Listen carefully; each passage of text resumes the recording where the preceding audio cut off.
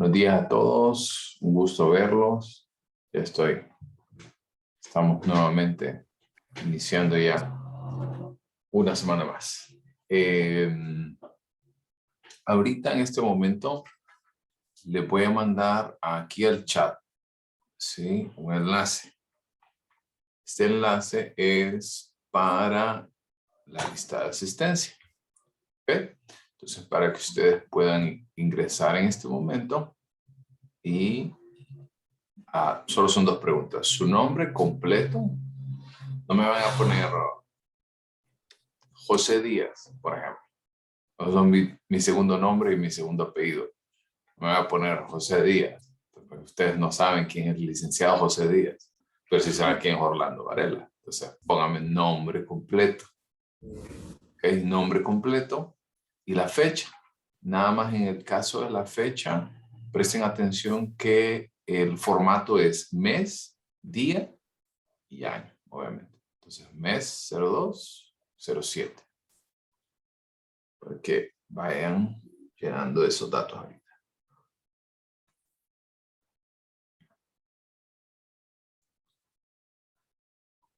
Y yo voy revisando por acá.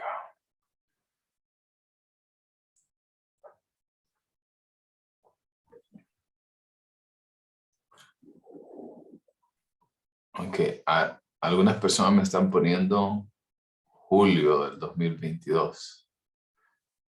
Creo que revisen de las personas que ya me contestaron, hay 4 respuestas. Hay una persona que puso julio, puso 07 al 02. Es mes, día y año. Y creo que todavía pueden hacer la corrección.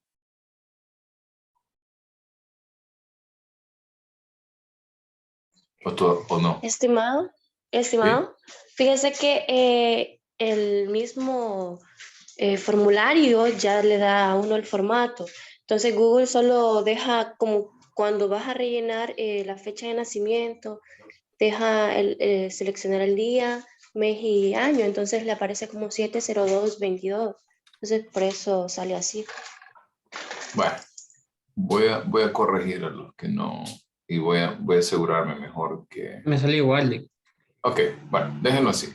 Hoy por hoy lo voy a dejar así y mejor voy a asegurarme para mañana que tengamos una actividad, lo hagamos de manera distinta. Vamos a ver.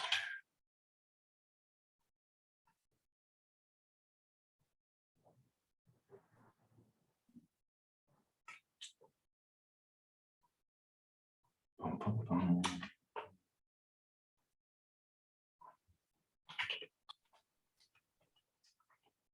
Ok.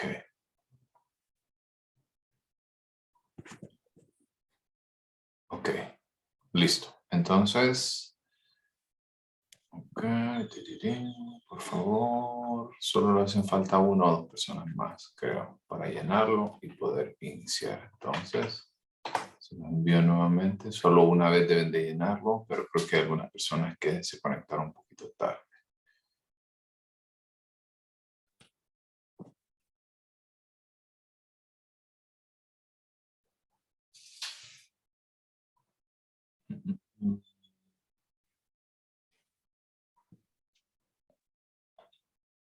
Ok, bueno, vamos iniciando entonces. El día de ayer finalizó ya la participación del primer foro, ¿verdad? El foro de Maturana. Así que espero que todos hayan participado. Vamos a continuar hoy donde nos quedamos el día miércoles. Cuéntenme, ¿tuvieron la oportunidad de ver la serie de Freud en Netflix? ¿Alguien pudo verla? ¿O alguien inició ya con esa idea? Pues yo ya Yo la ya la había terminé. visto. ¿Qué les pareció a los que no la habían visto todavía?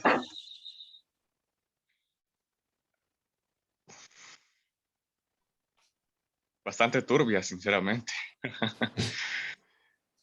Bien, Ah, bien extraña, bien... demasiado. Es que sobre todo habla mucho de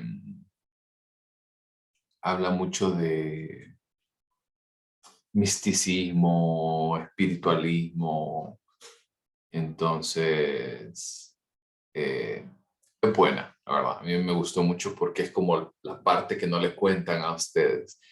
Y ¿saben qué? Estuve viendo una serie que se llama Sobrevivir a la muerte. No sé si ustedes la han visto ahí en los headlines ahí de Netflix. Está muy buena también. Y solo voy por el episodio 2 apenas, pero habla del tema de mediums y todo esto, de qué hay después de la muerte. Entonces me gustó mucho porque nos brinda como una óptica distinta a la que siempre se nos ha planteado, ¿no? Incluso que estos temas eran estudiados por círculos muy importantes, o sea, ganadores de premio Nobel, condes, condesas, personas con mucho dinero. Entonces, está bien interesante eso también, por si tienen la oportunidad. Así que vamos a continuar viendo la presentación de psicoanálisis. ¿Hasta aquí nos quedamos bien? ¿O alguien? A ver, nos hemos quedado por acá. Habíamos visto a Jung y a Adler. ¿Hasta aquí todo bien? ¿Todo claro? Sí, ok. Cámara y si quieren vayan apagando también ustedes su cámara. Ok, para los que no han todavía hecho su pasado lista, les envío por última vez hoy. Perdón. Envío por última vez el enlace. ¿Okay? Listo. Entonces nos hemos quedado por acá hablando un poco del punto en el cual se desvía, ¿verdad? Dos de los autores que asimismo más adelante hicieron o tuvieron, ¿verdad? Su propia teoría, como Carl Jung y Alfred Adler, que van a ser objeto de que las podamos ir viendo. Sobre todo hablando un poco de las diferencias, en el sentido de que para Freud tenía mucha importancia la etiología de tipo sexual, ¿verdad? Ya lo vamos a ver también un poco más a fondo, a qué nos referimos con esta pulsión sexual y a qué nos referimos con todos estos procesos de la fuerza edípica, de la pulsión de muerte, entre otras cosas. Entonces, por ahí, Freud planteaba mucho de que el motivo más importante, ¿verdad? La dirección más relevante del individuo se debe a un impulso sexual. Y no siempre hay que verlo como la relación sexual como tal, sino los motivos a satisfacer, deseos, por ejemplo, de estatus, deseos de dominancia, entre otras cosas. También la teoría psicoanalítica se basa principalmente en que todos los síntomas que se muestran, ¿verdad?, se deben a conflictos inconscientes que no han sido resueltos. Estos conflictos han sido reprimidos en la conciencia y en la inconsciencia y continuamente van a buscar la manera de salir, la manera de emerger de este punto, ¿verdad? ¿Cómo puedo decir? De este anonimato, ¿ok? Y entonces esto va a causar que se desarrollen los distintos tipos de síntomas. Habíamos hablado, recuerdan el miércoles pasado, que antes, en el momento que se genera esta teoría, pues no es como que existían las distintas terminologías como depresión, ansiedad, sino que se hacían tres grandes clasificaciones como la histeria, la neurosis y la psicosis, para poder entonces tratar de encasillar y de organizar ahí la mayoría de trastornos psicológicos. Recuerdo un poco el tema de neurosis, que se hablaba específicamente de la presencia del útero en las mujeres y distintas hipótesis para tratar de explicar este punto. Ok. Vamos a ver. Ahora bien, por ahí nos habíamos quedado. Ahora bien, retomando un poquito la primera oportunidad y la primera aproximación que ustedes tuvieron para ver a Freud en psicología general, recuerden que existen 3 niveles y esos 3 niveles de conciencia son los que van a ser conocidos como la primera tópica de Freud, porque son las bases realmente de todo lo que viene más adelante, de los mecanismos de defensa, son las bases de las estructuras de personalidad, son las bases de las etapas de desarrollo psicosexual. Y se plantea que cada uno de ellos, cada uno de sus 3 puntos, encuentran su desarrollo máximo en esa lucha constante por el control del individuo. Y el primer nivel es el nivel consciente, es el nivel en el cual nosotros vamos a tener un recuerdo específico, ¿verdad? De algo, de acciones intencionales, pero solamente es una pequeña parte, realmente la conciencia. La conciencia es lo que estamos viviendo en el aquí y el ahora, sobre todo acciones, motivos y elementos muy puntuales que nosotros vamos desarrollando. Es ese estado en el cual nos permite acceder a información de manera muy fácil, muy sin esfuerzo. También es importante que opera según las reglas, ¿verdad?, del espacio y tiempo. Eso quiere decir su forma de acción y su principio es el principio de la realidad. La segunda estructura es el preconsciente. El preconsciente es información en la cual nosotros no estamos pensando en este momento, pero que si dedicamos un ligero esfuerzo ante esta situación, fácilmente puede ser recordada dicha información, como por ejemplo recuerdos de acciones que hemos desarrollado a través del tiempo, elementos importantes relacionados con nuestra propia identificación, o por ejemplo, olores, sabores, muchos de los sentidos químicos, ¿verdad? Y los recuerdos de estos sentidos químicos, como el olor, el sabor, son muy poderosos. No sé si ustedes huelen algo que hace mucho tiempo no olían y eso automáticamente les lleva un recuerdo. ¿Les ha pasado esto? Que ustedes piensan, por ejemplo, o huelen una loción y esa loción les recuerda a X persona o les recuerda a X acción que ustedes desarrollaron a través del tiempo. Piensen en algo ahorita y si lo quieren compartir, adelante.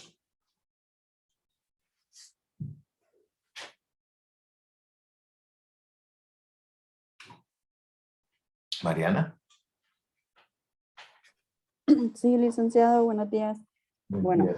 lo que fue, de hecho, el día de ayer, lo que fue en mi hogar, yo normalmente lo que son fines de semana yo acostumbro a cocinar en mi casa, porque bueno, semana trabajo.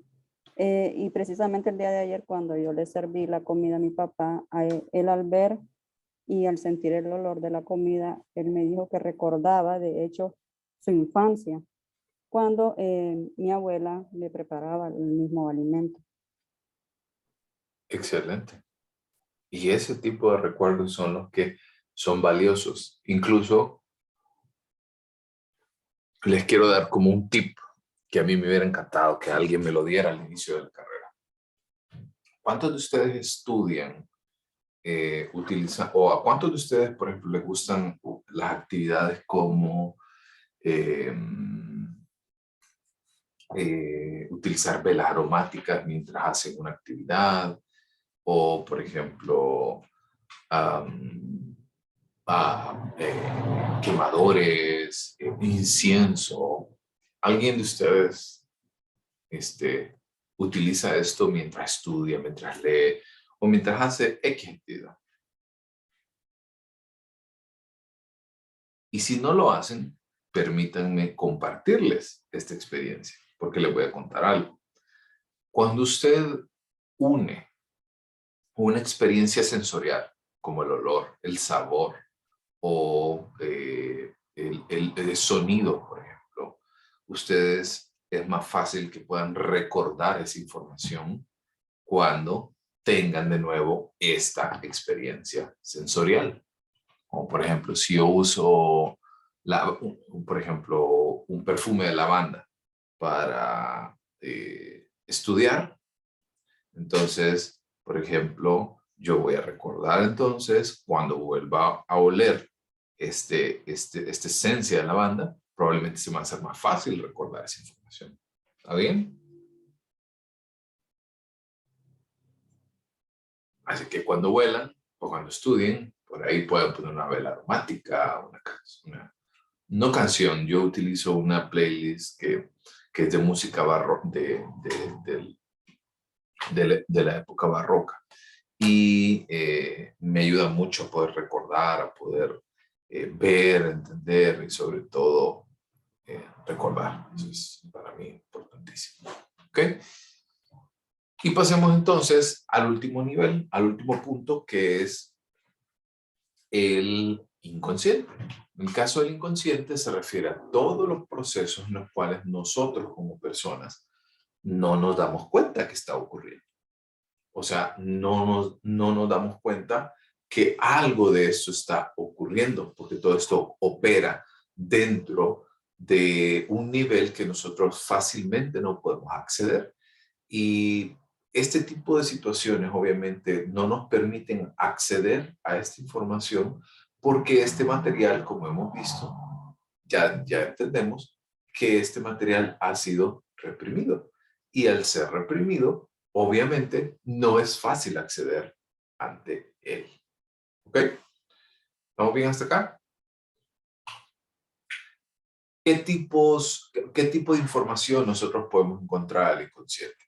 Por ejemplo, o los más frecuentes es los deseos, ¿verdad? Que se nos han sido negados, o también oportunidades que han sido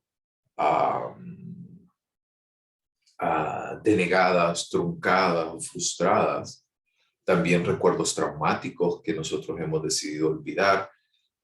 Por ejemplo, ¿alguien logró ver la película? Bueno, se las recomendé en Psicología General, pero no sé si alguien ha visto esta, esta serie de las 24 caras de Billy Milligan en Netflix. Yo la vi con mi hermana, así que buenísimo. ¿Qué le pareció? Eso es tremendo. Es muy buena, se la recomiendo a Sí. todos. Pero no, para no dejarlos en suspenso. Es una persona que le ponen una denuncia porque se dio una serie de violaciones en un campus universitario en Estados Unidos.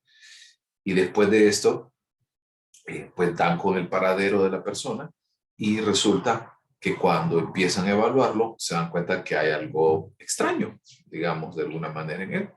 Y esto que se ve como extraño, digamos, de alguna manera, es porque la persona, hay momentos en los cuales como que está presente y en otros momentos no. Y para hacerle un poquito corta la historia, la persona resulta que tenía trastorno de personalidad múltiple, que es como se conoce ahora. Pero en el momento, trastorno de personalidad múltiple es como se conocía en ese momento, ahora se conoce como trastorno de personalidad disociativa. Y lo que pasó en esta situación era que la persona se le presentó esta particularidad y cuando empezaron a explorar un poco y a darse cuenta que la persona sufrió de muchos traumas en su vida y al darse cuenta de que la persona estuvo sufriendo, ¿verdad? Sufría de mucho abuso físico, o sea, y un abuso sistematizado. O sea, no era un abuso físico de un golpe ocasional, sino que eran sesiones de tortura realmente. Y entonces lo que hacía el cuerpo, ¿verdad? Y su mente, para adelantarlo un poco, es fraccionar estas experiencias. Y al fraccionarlo, estos recuerdos se reprimían a tal grado que llegó a formar distintas personalidades o distintos estratos dentro de sí mismo. La serie se llama Las 24 caras de Billy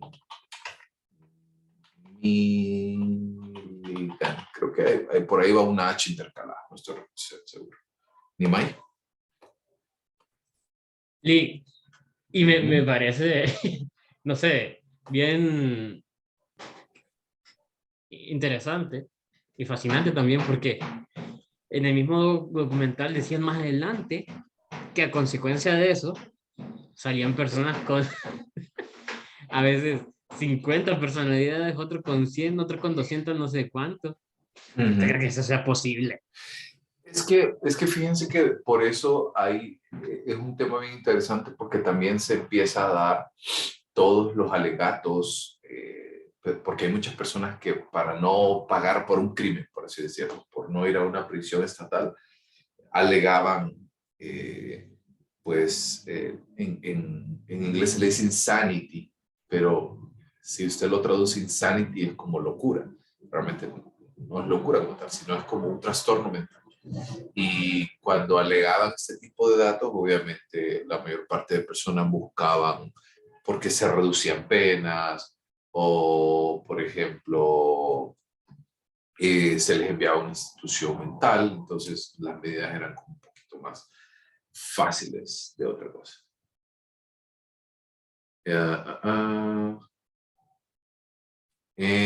También, entonces, eso es lo que ocurre. Se las recomiendo como para que ustedes entiendan que esto es lo que puede ocurrir y esas son las cosas que se alojan en el inconsciente.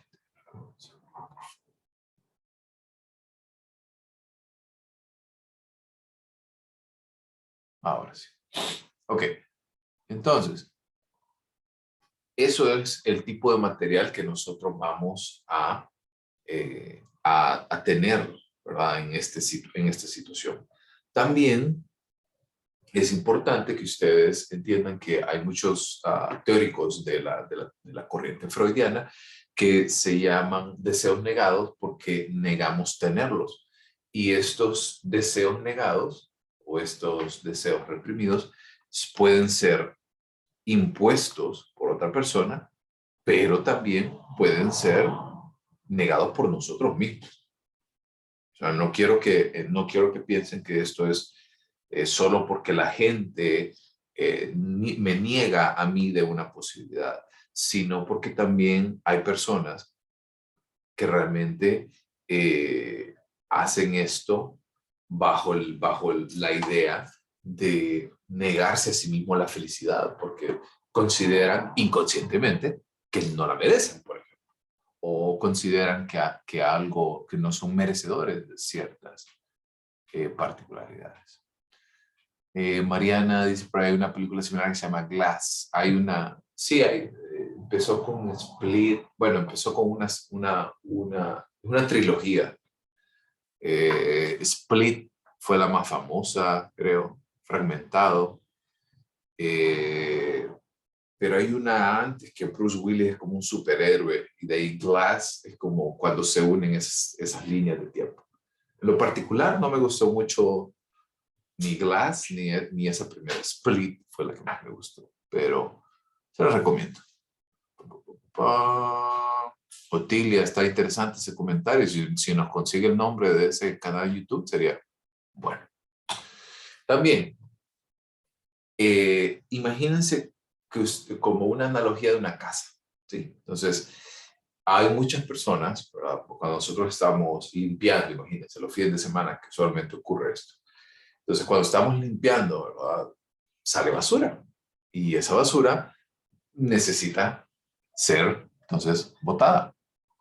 Pero hay muchas personas que no hacen esto y simplemente van acumulando este tipo de situaciones y realmente hacen que se vuelva muy difícil de poder continuar en esta situación, simplemente porque es demasiada información como para poder continuar almacenándola. Y de nuevo, se debe de hacer como, digamos, como un proceso de, ¿cómo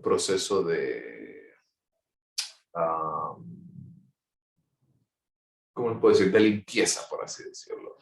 Y esta limpieza se debe entonces a, digamos, un proceso de psicoterapia, por así decirlo. También en el inconsciente ¿verdad? Tenemos que entender que sobre todo las experiencias en nuestra niñez temprana van a ser unos elementos que nos marquen muchísimo esta situación. Y estas experiencias en la niñez temprana van a marcar mucho de lo que somos en la actualidad. Si ustedes recuerdan, les he dicho acerca de experiencias traumáticas, he dicho acerca de deseos reprimidos, pero también las experiencias alrededor de la crianza de nuestros padres, las experiencias en los puntos más importantes, como por ejemplo la socialización, seguridad, creatividad, entre otras cosas, también van a formar parte de nuestra personalidad más adelante en el camino de la vida. También debemos de entender algo. A nadie, ¿sí? A nadie le gusta realmente enfocarse en algo desagradable.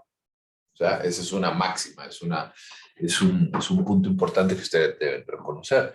A nadie le gusta como estar sufriendo, por así decirlo. Pero tampoco debemos de llevarlo esto al máximo, en el sentido de que estas personas tampoco van a enfocarse tanto en evitar este tipo de experiencias desagradables, porque si lo llevamos al máximo sería lo opuesto y sería una conducta hedonista. Cuando hablamos de una conducta hedonista es que todo el tiempo se busca el placer y se evita el dolor. Todo el tiempo. ¿Se han fijado personas que, por ejemplo, los procrastinadores son un ejemplo claro de este tipo de situaciones? Porque frecuentemente están presentes, frecuentemente están haciendo esfuerzos por evitar hacer una tarea, por evitar hacer X actividad, sobre todo porque no causa ningún placer. Por ejemplo, hay cosas que a mí, en lo particular, no me gusta hacer, pero sé que se deben de hacer. Perfecto. Gracias, Otilia. Por ahí ya les puso el enlace del canal. Ahora bien, con estos tres estados, ¿verdad?, de conciencia, se conoce el segundo elemento, que es conocido como la segunda tópica de Freud, que es donde nacen las tres estructuras de personalidad. Ya sabemos que pueden recibir dos nombres, el ello o el id, ¿sí? Es la estructura más primitiva y sobre todo es fuente de impulsos biológicos y opera en el inconsciente. Por ejemplo, ustedes recuerdan también, si tuvieron la oportunidad de ver en psicología general la teoría del cerebro tripartito de MacLean, ¿lo recuerdan? Que, por ejemplo, veíamos que el cerebro, ¿verdad?, se partía, el primer punto eran los elementos biológicos del cerebro reptiliano, que lo que constantemente buscaba era resolver distintas situaciones, solventar algunas de las particularidades más importantes, como sed, sexo, sueño, entre otras cosas. Y esas necesidades fisiológicas importantes son o corresponden de alguna manera al ello. También la segunda estructura que nosotros vamos a ver es el yo, ya es la parte racional, ya es la parte competente, es la parte consciente. Y está, si volvemos a la idea que teníamos del cerebro de MacLean, debemos de recordar que esta persona va a presentar entonces algunas particularidades en el sentido de, por ejemplo, la parte racional, ¿sí? La parte en la cual nosotros vamos a llevar a que la persona genere un proceso consciente y decisiones tomadas. Y por último, el superyo o el superego, que es el marco contextual que nosotros tenemos alrededor de la persona y sobre todo que nos va a llevar a tomar decisiones, sobre todo pensando en las reglas que nos marcan en nuestra sociedad. Hay reglas de conductas que nosotros vamos adquiriendo y vamos interiorizando en la medida que va ocurriendo cada uno de ellos. En el caso del ello, vamos a ir viendo un poquito a profundidad, son todos esos instintos biológicos que hemos visto. Y es la única estructura de la personalidad presente al nacer. Estos impulsos, ustedes van a ver ahorita, si están llevando evolutiva 1, que hay ciertos impulsos innatos con los cuales nace el bebé.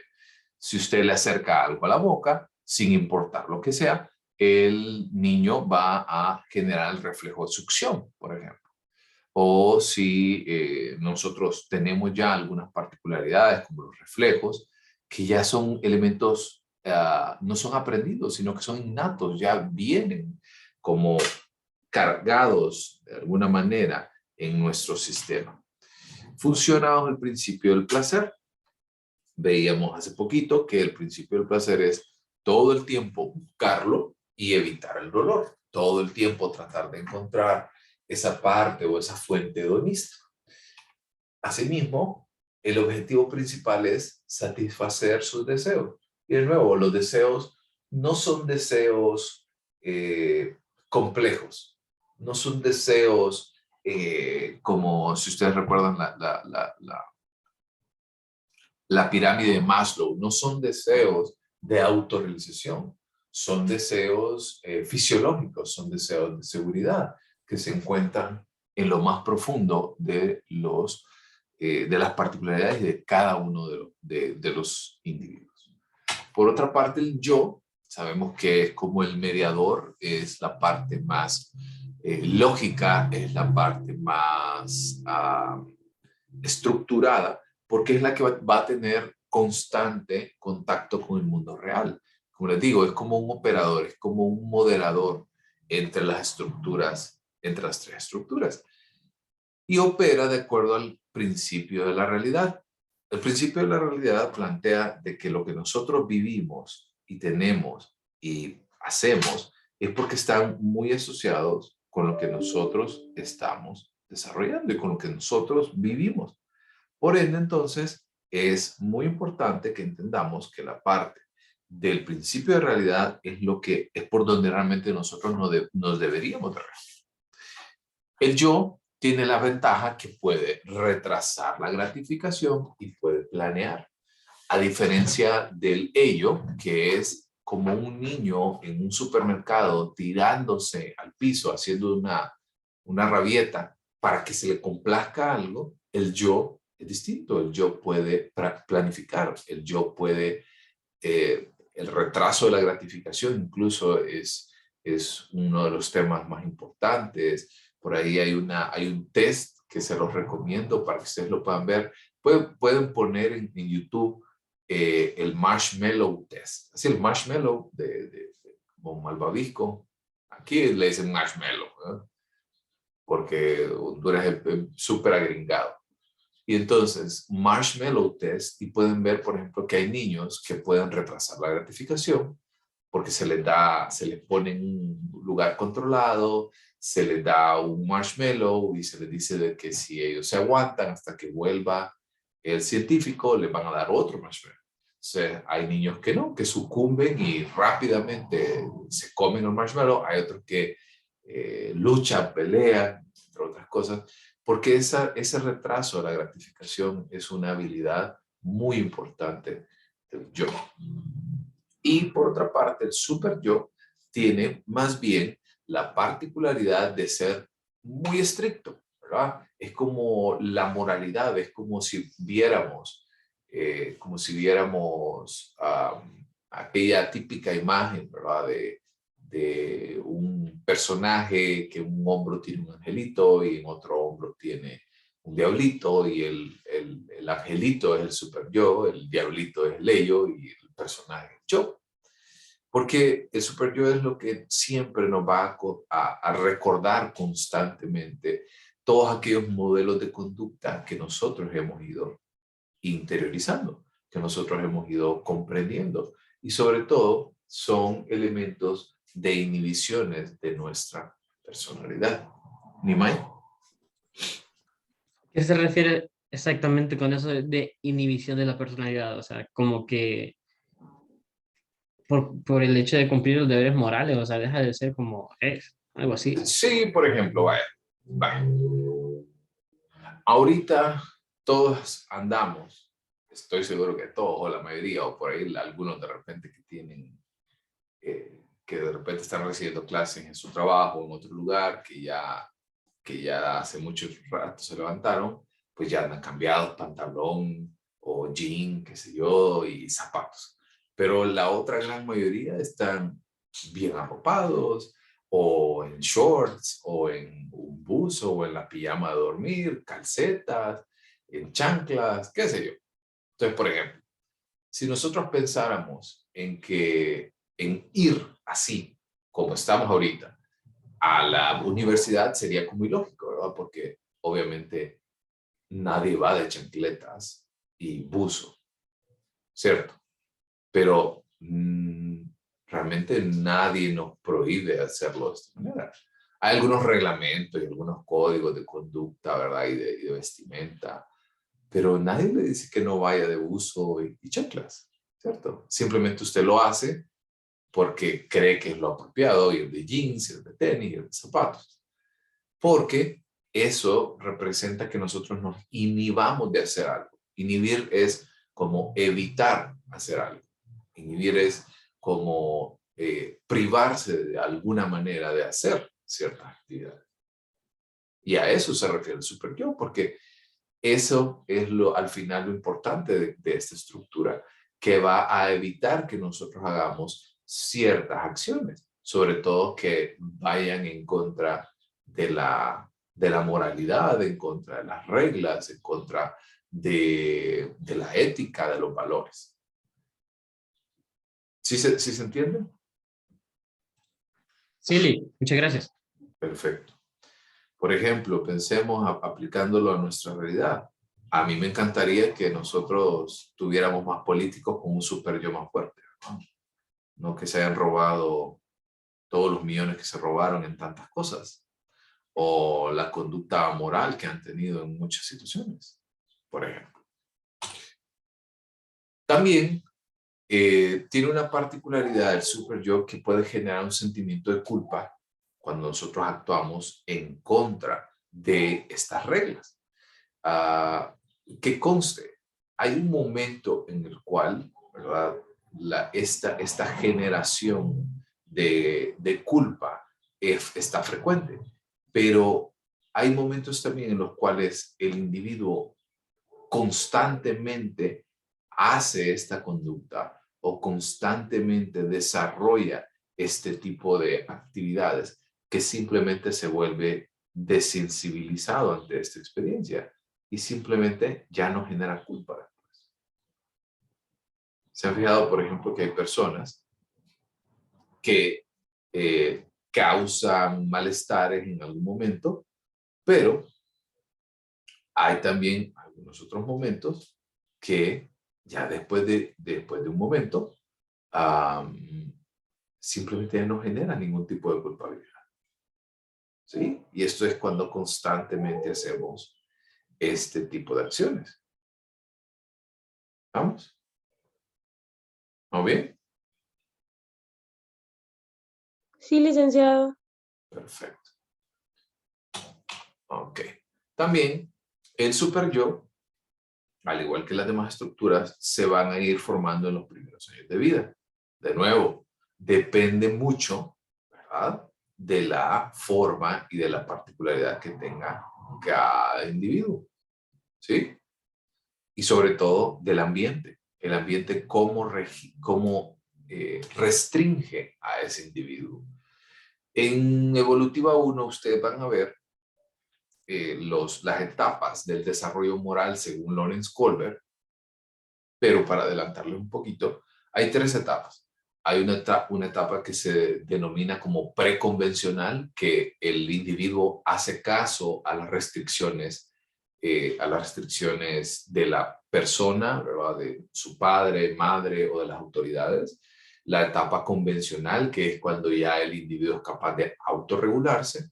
Y la postconvencional es cuando el individuo ya puede regularse aún a falta de controles externos, como por ejemplo, pensemos en alguien ya es capaz de poder regularse, pero en la etapa convencional, porque sigue, por ejemplo, las leyes o los decretos en algún país, pero también hay, y porque de repente imaginemos que estamos manejando, y yo me puedo regular porque veo un policía, y entonces puedo tomar la acción que yo sé que debo de hacer porque hay un policía por ahí.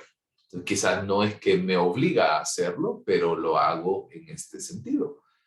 Pero la postconvencional es continuar haciendo las cosas aún en la ausencia de un control externo.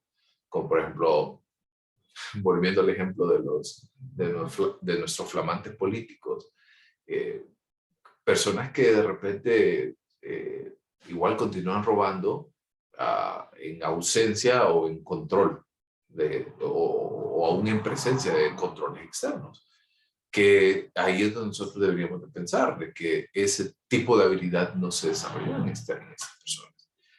De nuevo, esta moralidad se va perfeccionando en la medida que nosotros vamos teniendo contacto con otras personas. Por ejemplo, la escuela es un moldeador importantísimo de este tipo de valores. O por ejemplo, cuando usted participa en elementos como por ejemplo deportes o tienen participaciones con compañeritos en X o Y actividad, entonces ustedes pueden darse cuenta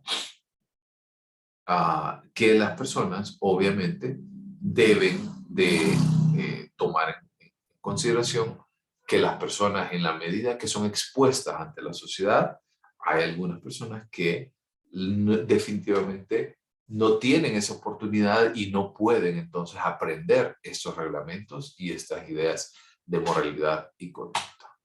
¿Vamos bien? ¿Hasta ahí? Todo bien, Lick. Perfecto. Ok. Ahora entonces, bueno, las estructuras en teoría, cada quien como que tiene su propio, ¿cómo les puedo decir? Como su propio lugar donde opera, ¿no? Ya vimos, hay unos en inconsciente, otros en preinconsciente y hay otros en consciente. Pero realmente ocurre también que estas tres estructuras no es que la coexistencia es pacífica, ¿sí? No es que no es que estas tres estructuras hacen caso y se restringen a no salir de estos lugares, sino que simplemente debemos de ir entendiendo que es una lucha constante de poder. Y esta lucha constante se debe entonces a que cada uno de ellos quiere tener el mando de la persona en la cual están presentes. Por ende, este conflicto, ¿verdad? En el caso del el ello siempre va a querer que sus demandas sean resueltas ya, rápido, ¿sí? Pero hay otras personas, obviamente, debemos de entender que el super yo va a restringir esto, ¿verdad? Porque como sabe que se siente mal, sabe que después de esto puede generar culpa, obviamente debemos de entender que la persona va a tratar de restringir, va a tratar entonces de quitar esta forma del individuo de solamente estar recibiendo o de constantemente estar recibiendo solo gratificaciones. Y el yo va entonces a tratar de reprimir estos deseos, pero no siempre tiene éxito. Y debemos de entender esto, que es un proceso que ocurre constantemente, en el cual debemos de ir entendiendo que la persona va a tener algunas particularidades que van a seguir, y hay algunos elementos también que obviamente en este conflicto algunos se van a poder ir resolviendo y algunos otros definitivamente no van a poder ser resueltos a menos que ocurra un proceso de psicoterapia. Es muy interesante que ustedes entiendan porque hay personas que incluso no pueden entender el por qué viven X o Y experiencia porque simplemente no logran comprender tampoco esto que ellos están viviendo. Y ahí es donde el psicoterapeuta ayuda a develar, digamos, este tipo de conflictos a lo interno. ¿Estamos bien? ¿Claro hasta aquí? Sí, Lick. Perfecto. Entonces, ¿cuál va a ser la manera en la cual, porque este conflicto al final en lo que va a terminar es en ansiedad, ¿ok? Y esta ansiedad, como es definida en la teoría psicoanalítica, es ese estadio en el cual el individuo no puede avanzar, está estancado y por ende su vida también en su vida está teniendo muchas dificultades. Y esto se va a resolver entonces como para poder dar una salida inmediata que conste. Esto no quiere decir que resuelve los problemas, pero por lo menos le da, digamos, tiempo o le da una manera de resolverlo. Quizás no es la manera más óptima, pero por lo menos le ayuda a resolverlo, son los mecanismos de defensa. Y creo que por ahí ustedes ya tienen por lo menos este contacto o este primer punto, si ustedes lo recuerdan, de los mecanismos de defensa. A ver, a mí me gustaría oír a unas 2 o 3 personas que recuerdan acerca de los mecanismos de defensa. Personas que no oigo tan frecuente. A ver. O que no participan mucho. A ver. Creo que al principal la proyección, ¿verdad? Fíjese que se le escuchó un poquito cortadito. Dije que el mecanismo principal es la negación. Luego viene la proyección. Sí. Entre lo más común. Sí, sí. Bueno, el más común de todos, como la base de todos, es la represión. Ya vamos a ver por qué. A ver, quiero ir a ver, César Maldonado. ¿Qué recuerda de psicología general? Mecanismos de defensa.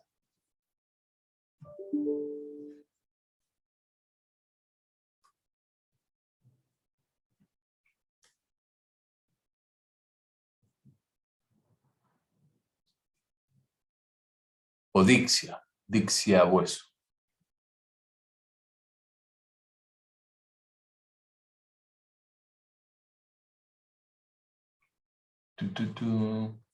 A ver, si no saben, no saben. Pueden escribir al chat o pueden abrirlo y me dicen, Lick, no me acuerdo. Carla, adelante. Uno que he escuchado bastante es la regresión. Regresión también. Perfecto. Ok. Como para darles una introducción, ¿verdad? Los mecanismos de defensa son esas estrategias que tiene el individuo para poder solventar, como les digo, este conflicto intrapsíquico, esa ansiedad básica que se genera entonces en la persona. ¿Ok? Esos mecanismos de defensa son respuestas automáticas, pero sobre todo son respuestas inconscientes. ¿Ok? Eso quiere decir, al ser inconscientes, la persona no los hace solo porque sí, o no es que los desarrolla porque considera que son, porque considera que, esta es la mejor opción o esto es lo que puedo hacer. Simplemente son mecanismos que ha aprendido a través del tiempo, que le han funcionado, porque esa es otra cosa, le han funcionado para la meta que hemos destinado, ¿verdad? Han funcionado en el sentido de que por lo menos ya no genera tanta ansiedad la situación Y esta experiencia, ¿verdad? Al decirle como, por ejemplo, eso me causa ansiedad, este conflicto para mí es difícil o esta interacción es difícil. Entonces, ¿qué puedo hacer? Lo puedo ignorar, por ejemplo, y sé que el problema está ahí, pero es más fácil ignorarlo. Como por ejemplo, entonces el mecanismo de defensa de negación. ¿Sí? No quiere decir que el problema desapareció. No quiere decir que el problema se resolvió mágicamente. Simplemente le ayudó a bajar, a reducir la ansiedad, que conste, no quiere decir que está resuelto el problema. También, estos mecanismos se van a adoptar, se van a adaptar, perdón, por ahí un errorcito de dedo, si la expresión directa del impulso del ello es inaceptable para el superyo. Como por ejemplo, pensemos de nuevo, el ello es aquella estructura innata, biológica, que demanda de gratificación inmediata, demanda de satisfacer impulsos, pero cuando esos impulsos no son aceptables para el superyo, existe este conflicto y simplemente va a optar a utilizar distintos mecanismos de defensa, como los que vamos a ir viendo a continuación. Como les digo, la represión como tal es un mecanismo de defensa que está presente en la base de todos los mecanismos de defensa. Así que vamos a ir viendo por algunos mecanismos. Hay algunos autores que hacen alguna clasificación de mecanismos de defensa, pero usualmente no son tan reconocidos porque son psicoanalíticos. Entonces, por ejemplo, en el caso de nuestro libro, texto base de Susan Cloninger, no distingue entre ciertos mecanismos de defensa u otros. Ella lo considera como una sola fuente. Pero hay algunos autores que denominan mecanismos de defensa primitivos y hay algunos que son un poco más complejos. Como por ejemplo el primitivo, eso quiere decir que entre más primitivo es, más a temprana edad se desarrolló este mecanismo de defensa. Como por ejemplo, imagínense, al niño se le presenta,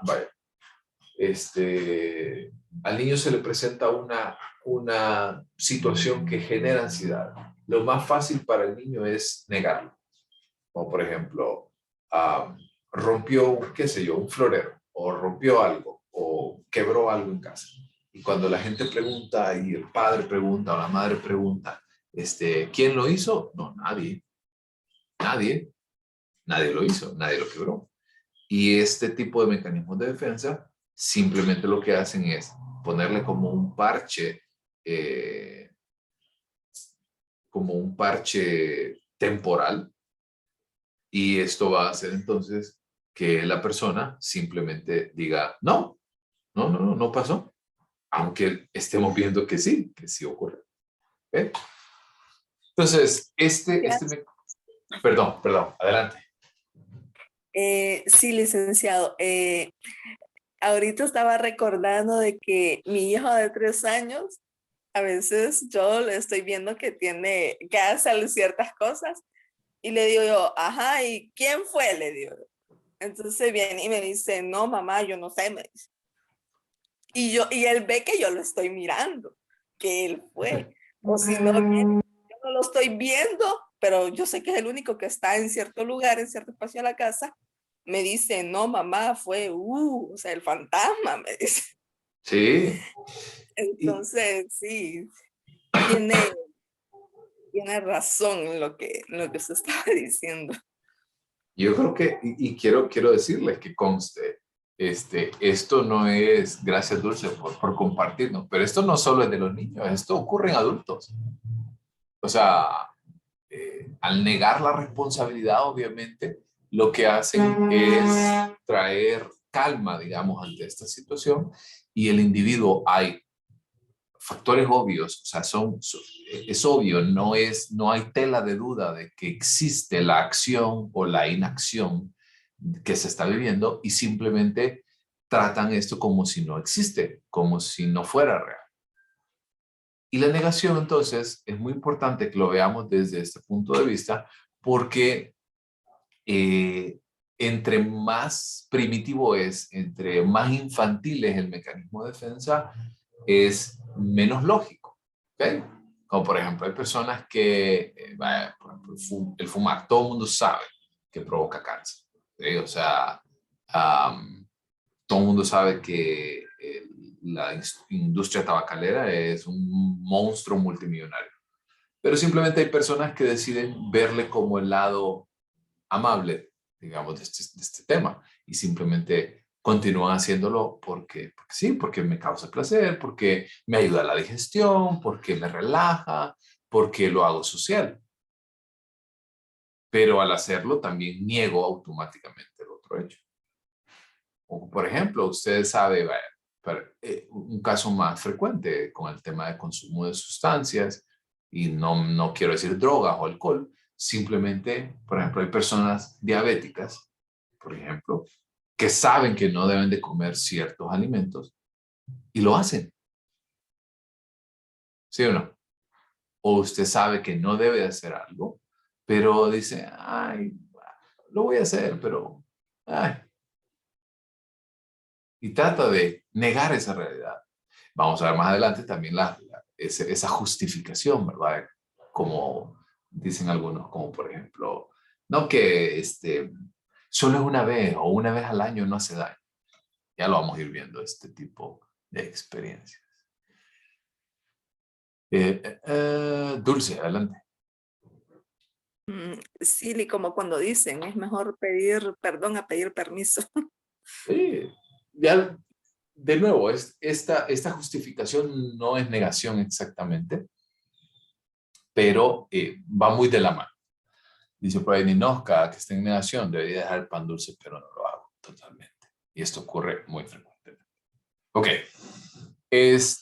Son las 8:05. ¿Les parece? Nos tomamos un break rapidito, unos 5 minutos. Nos vemos 8:10, 8:11. Para que vayan por su refil. Está bien. Ok, los veo en un ratito. Ya estamos de vuelta por acá. Es que mis bendis hicieron un relajito aquí. Así que, a ver. Ok, continuemos entonces por acá. Así que vamos bien con los mecanismos de defensa. Muy Sí, bien. Sí, licenciado. Súper. Ok, vamos por otro mecanismo de defensa que es primitivo, que es conocido como la formación reactiva. La formación reactiva es, ¿ustedes recuerdan el Chavo del Ocho? ¿Todos lo vieron?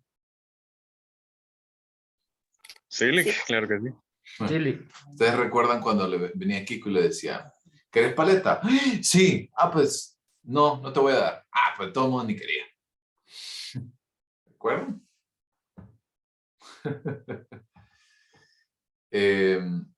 Esta parte me recuerda mucho porque, de nuevo, ¿verdad? Estaban representando a un par de niños y es una conducta muy particular. Muy, muy particular. Pero en el sentido de que hay personas que también se comportan de esta manera, que expresan, ¿verdad? Lo opuesto, ¿verdad? O a veces no solamente lo opuesto, sino también algo que definitivamente es más tolerable para la persona, sobre todo cuando se le viene una experiencia dolorosa o controvertida o difícil o simplemente no deseada. Esa es otra cosa, que la persona sencillamente no quiere hacer algo y por ende es más fácil o prefiere hacer entonces lo opuesto o algo que sea más tolerable para sí mismo. Como por ejemplo una persona que no puede reconocerse en sí misma, que otra persona le produce antipatía, nunca le muestra señales de hostilidad y siempre le muestra una cara amable, por así decirlo. Entonces, por ejemplo, imagínense que yo me presento de X o Y manera ante la mayoría de personas, pero en definitiva, no es lo que yo realmente siento ante estas personas. Ahí ya hace un poco más de sentido. No solamente es como lo típico que les estaba diciendo de... no solamente es como lo típico relacionado con hacer exactamente lo opuesto. Simplemente también puede estar muy asociado con brindársele o hacer una conducta opuesta ante lo que yo realmente expreso o siento. ¿Ok? También, otro mecanismo de defensa un tanto primitivo es la proyección. En la proyección, lo que vamos a hacer es, en lo cual lo que yo siento, lo que yo pienso, lo que yo vivo, ¿sí? Y todo aquello, los sentimientos, las emociones asociadas con lo que, en particular, lo que yo vivo, entonces lo que hago es proyectar como si fuera, imagínense, como un proyector, literalmente un proyector, imagínense como si ustedes fueran, no es la palabra que busco, como si ustedes fueran un data, ¿sí? Entonces lo que yo siento lo proyecto ante alguien y esto, ¿verdad? Es porque las personas que están ajenas ante esta situación, ¿verdad? Que no tienen nada que ver con la situación, es más fácil que depositar nuestros sentimientos, depositar estas situaciones ante estas personas que sencillamente no tienen nada que ver con el problema, por así decirlo, y terminan siendo los que pagan este tipo de situaciones. Pagan en el sentido, no como la formación reactiva, sino que pagan en el sentido de que la persona se le presenta de esta manera y al presentarse de esta manera le depositan ideas o sentimientos propios. Voy a leerles el primer ejemplo y luego les pongo otro ejemplo. Como por ejemplo los chivos expiatorios, ¿verdad? Los chivos expiatorios son personas que usualmente se utilizan como blancos de la proyección. Quizás la persona no tiene nada que ver con la situación, pero es fácil entonces encontrar un culpable, ¿verdad? Y definitivamente o sencillamente decirle, esta es la persona responsable de mi infelicidad, por así decirlo. Por ejemplo, imagínense que usted vive en una relación de pareja que quizás no es tan productiva, quizás no es tan buena, pero usted continúa, ¿verdad?, haciendo todos los esfuerzos por continuar esta relación y usted dice, es que mi pareja es la responsable de que yo no sea feliz. Cuando sabemos que esto no es cierto. La felicidad realmente no debería depender de estas personas. Debería depender de usted mismo. ¿Ok? ¿Estamos bien hasta acá? ¿Se entiende? Todo claro. Perfecto. Sí, Lick. Ok. Otro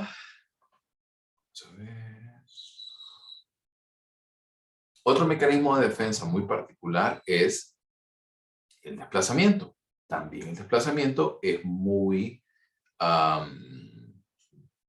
primitivo.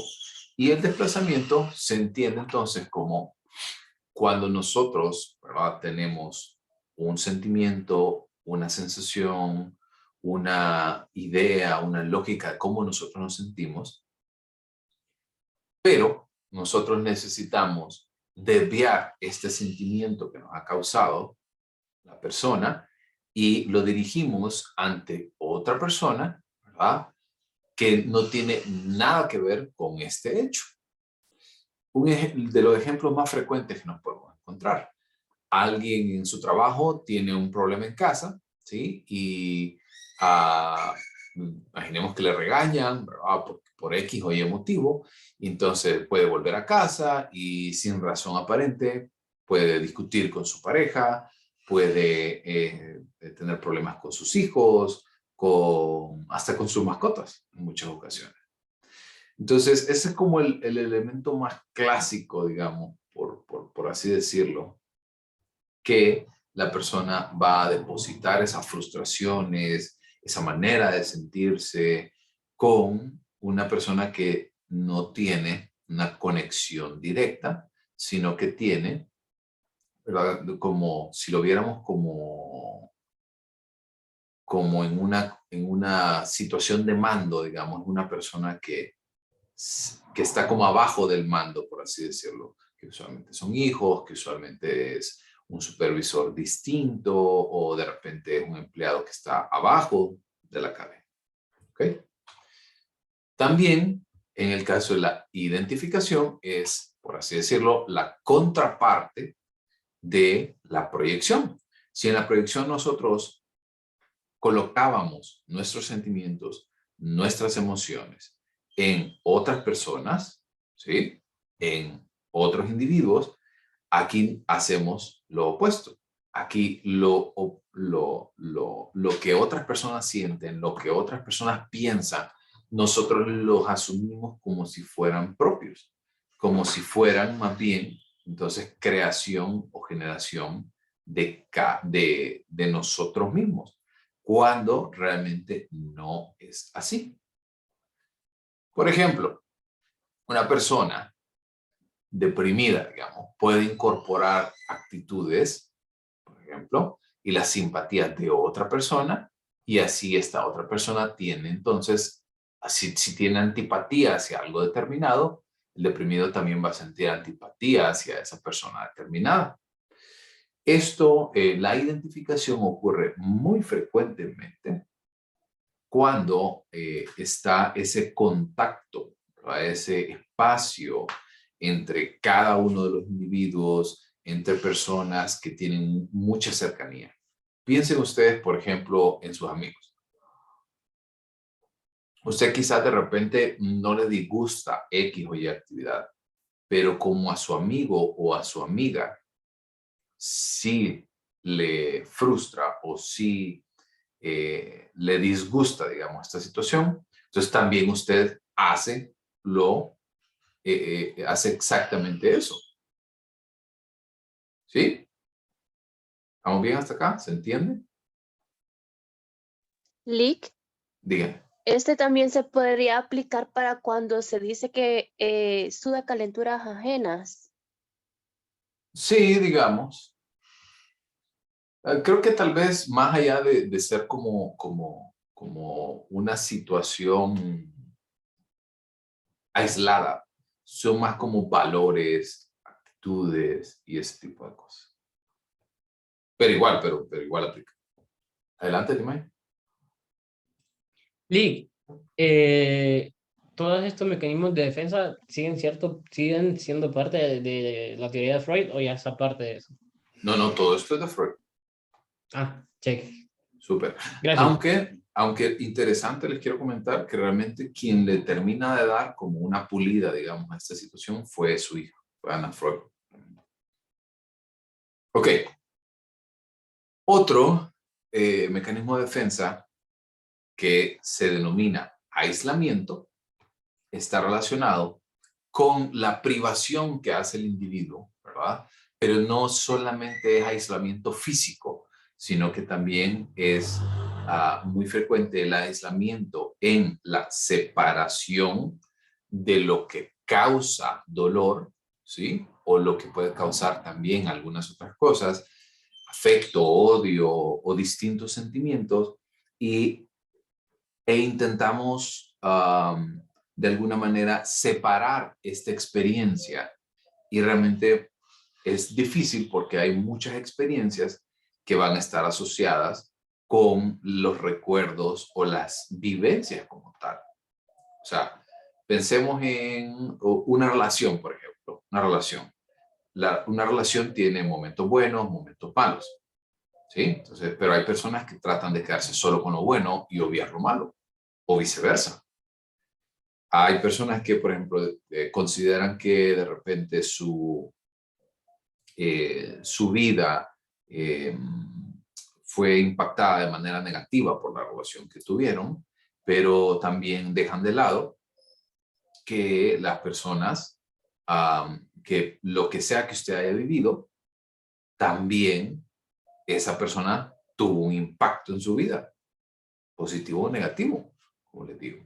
Entonces, el aislamiento hace referencia a esto, más allá de pensar que es como aislarse físicamente, que también es un mecanismo de defensa válido. No solamente es eso, es separar las experiencias o separar las emociones de las experiencias que nosotros vivimos. ¿Ah, bien? Ahora, dejando un poquito atrás, digamos, los elementos un poquito más primitivos, como les decía, y volviéndonos ya un poquito más racionalizantes, un poquito más, ¿cuál es la palabra que busco? Un poquito más elaborados, por así decirlo, son los mecanismos de defensa que ya son un poquito más complejos. Y al ser un poco más complejos es porque fueron desarrollados más adelante en las experiencias de vida de cada individuo. Como por ejemplo, la primera de ellas es la racionalización. La racionalización es el hecho de justificar, ¿sí? O sustituir una experiencia que de repente es inaceptable por otra aceptable. Como por ejemplo, lo que les decía al inicio, la negación y la racionalización no es que son idénticas, pero sí van de la mano, porque, por ejemplo, al negar algo, puedo hacerlo, pero también lo puedo hacer de una manera más sofisticada, digamos, un poquito más elaborada. Como por ejemplo esto, la racionalización. Tenemos el ejemplo. Imaginemos que la persona, un estudiante, simplemente no quiere hacer una acción. Y al no querer esa acción, digo que hay que relajarse, ¿verdad? Porque cuando uno se estresa mucho para los exámenes, más bien termina siendo opuesto, ¿verdad? Y realmente, en lugar de hacer el trabajo, simplemente decide otra opción. O personas que también, por ejemplo, hacen actividades que no deberían de hacer y simplemente ocurre que las personas hacen algo opuesto y lo justifican a través de eso. O por ejemplo, es que yo, en lugar de trabajar, ¿verdad? O en lugar de hacer lo que deberían de hacer, es que yo trabajo mejor bajo presión. O es que yo prefiero estudiar mejor un día antes del examen. O por otra parte, me quedé en la clase y la persona dice, no, es que el profesor no me quiere, digamos, una racionalización un poco infantil, pero también deben de entender que las personas, por ejemplo, pueden tener ese tipo de reacciones porque simplemente deciden no hacerlo, porque es más fácil, ¿verdad? Como les digo, es más aceptable que usted sustituya una razón o un motivo por algo que para usted sí es lógico. O, por ejemplo, es más fácil decir que me quedé en la clase porque el LIC no me quiere, o a aceptar que me quedé porque no hice el esfuerzo que tenía que hacer. ¿Cierto? ¿Sí? ¿Estamos bien? Sí, licenciado. Súper. Ya vi estos ejemplos como pruebas en el examen. Para cuando lleguen al final de la clase no me vayan a decir, Lick, es que sus exámenes son bien feos. Ok.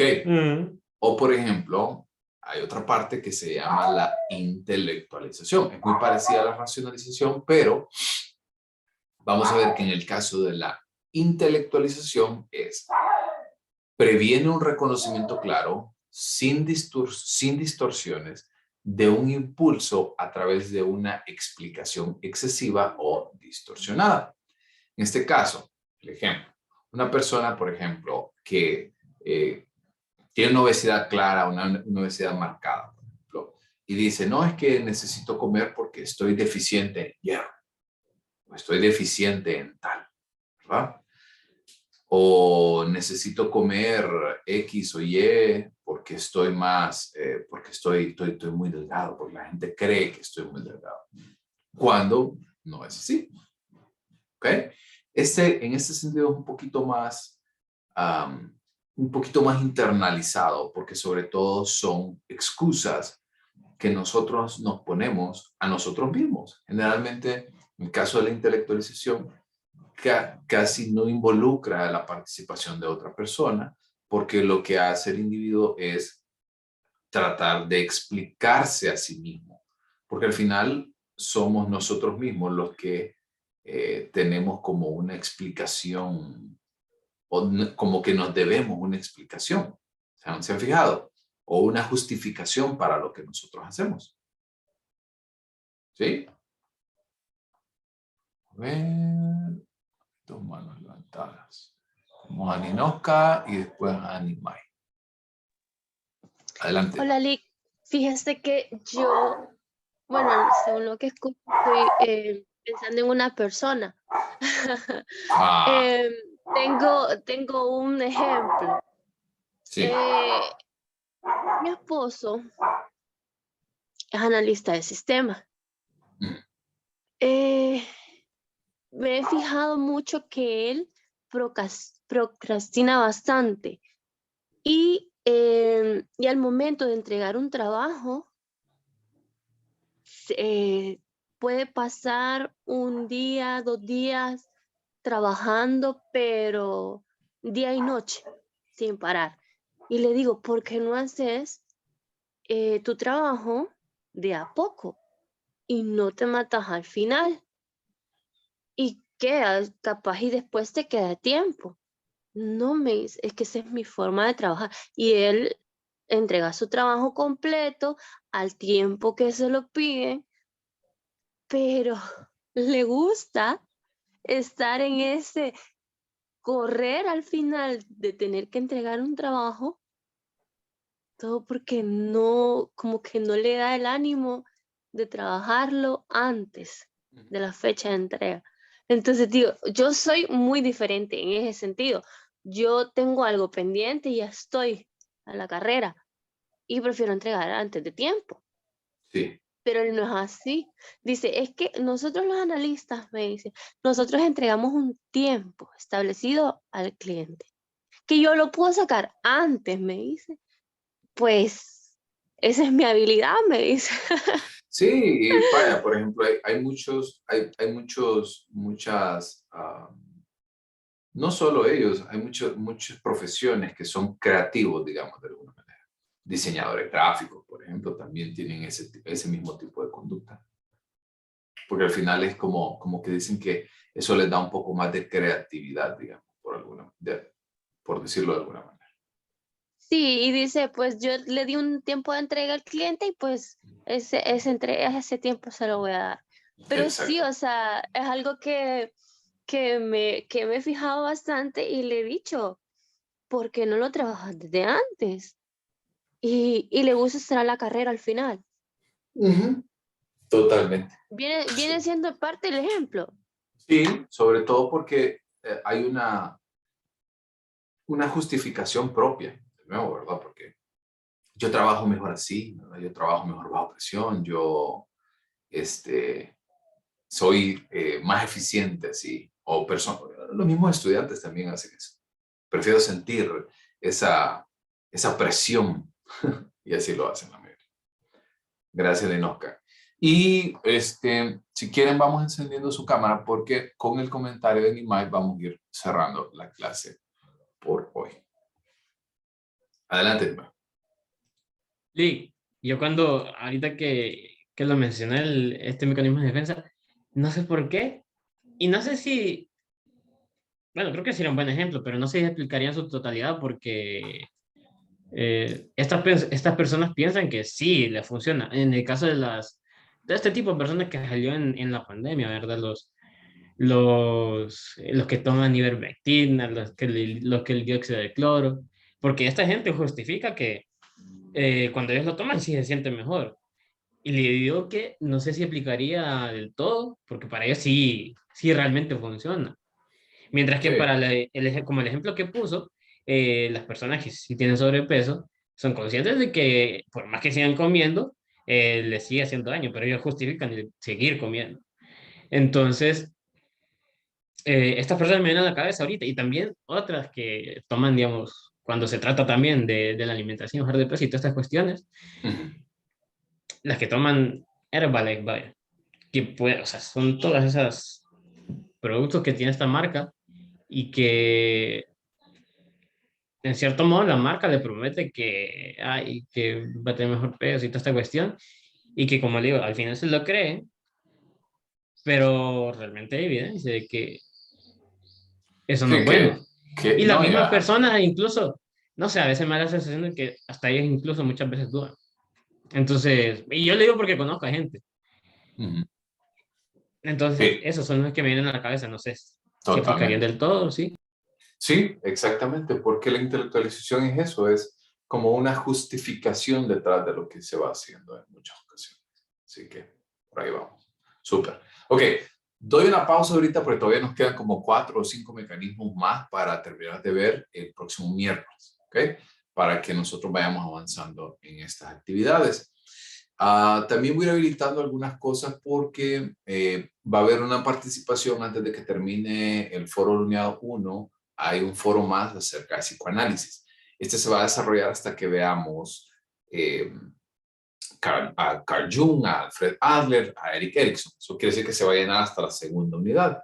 Entonces, para que no se vayan a ir estresando en este sentido, vayan avanzando en la lectura, ya tienen capítulo y por ahí no nos falta mucho para terminar Freud. Yo creo que el miércoles lo terminamos y ya la siguiente semana iniciaremos entonces con Jung, que es un poquito más corta, porque sobre todo Freud nos va poniendo la base para esto. ¿Ok? Así que bueno, un gusto verlos y nos volvemos entonces a ver el día miércoles. Feliz inicio de semana. Que estén bien. Igualmente. Hay que digno, Gracias. Gracias.